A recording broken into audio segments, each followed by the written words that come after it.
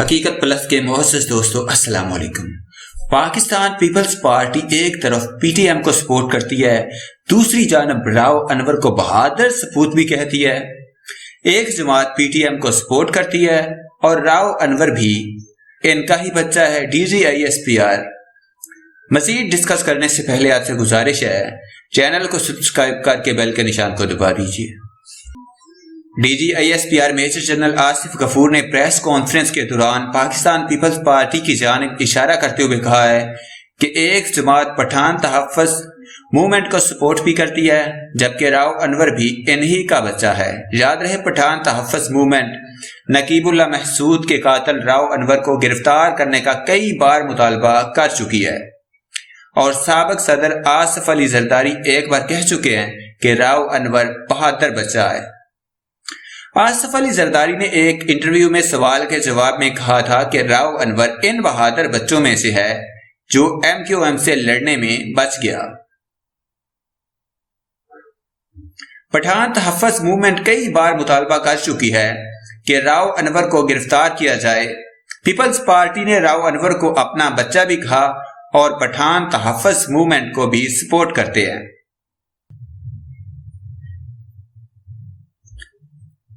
Major general Asif غفور کے اس بیان پر chairman Peoples Party Bilawal Bhutto Zardari نے تنقید کرتے ہوئے کہا ہے کہ راؤ انور اب پرانی بات ہو گئی ہے۔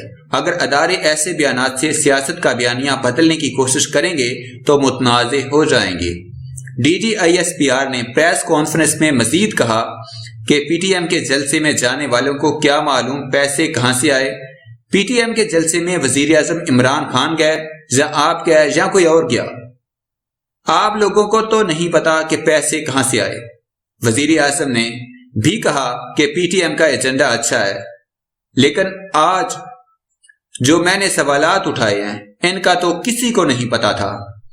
انہوں نے آج میڈیا بریفنگ میں بتایا کہ NDS اور را نے پی ٹی ایم کو کتنے پیسے دیے، کیوں افغانستان میں کہا گیا کہ طاہر داوڑ کی لاش پاکستان کو نہ دینا، آپ بیرون ملک جا کر پاکستان کے دشمن لوگوں سے کیوں ملتے ہیں، منظور پشتین کا کون سا رشتہ دار جو بھارتی کونسل میں گیا۔ میجر جنرل آصف غفور نے کہا کہ پی ٹی ایم کہتی ہے کہ فوج سے لڑیں گے لیکن کوئی بھی ریاست سے نہیں لڑ سکتا۔ پی ٹی ایم پاکستان کا حصہ ہے یا افغانستان کا؟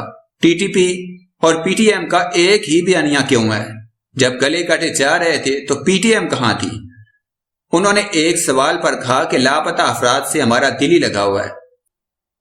انہوں نے ایک مرتبہ پھر بھارت کو خبردار کر دیا اور کہا کہ آپ ہمارے صبر کا امتحان نہ لیں، اگر کوئی ایسا وقت آیا تو افواج پاکستان 207 ملین پاکستانیوں کی سپورٹ سے اور اللہ کے کرم سے بھرپور کارروائی کرے گی اور 27 فروری کو دہرائے گی۔ یہ بھی یاد رکھیں کہ یہ 1971 نہیں ہے، نہ ہی وہ فوج ہے، نہ ہی وہ آلات ہیں۔ اگر 1971 میں ہمارا آج کا میڈیا ہوتا جو حقائق پر بات کر سکتا، حالات کی رپورٹنگ کرتا، جو زیادتیاں ہوئیں ان کی رپورٹنگ کرتا، تو آج مشرقی پاکستان علیحدہ نہ ہوتا۔ میڈیا نے دہشت گردی کے خلاف جنگ اور 3 دن کی جنگ سمیت گزشتہ 2 دہائیوں میں جو کردار ادا کیا، اس سے بہتر کردار اور نہیں ہو سکتا۔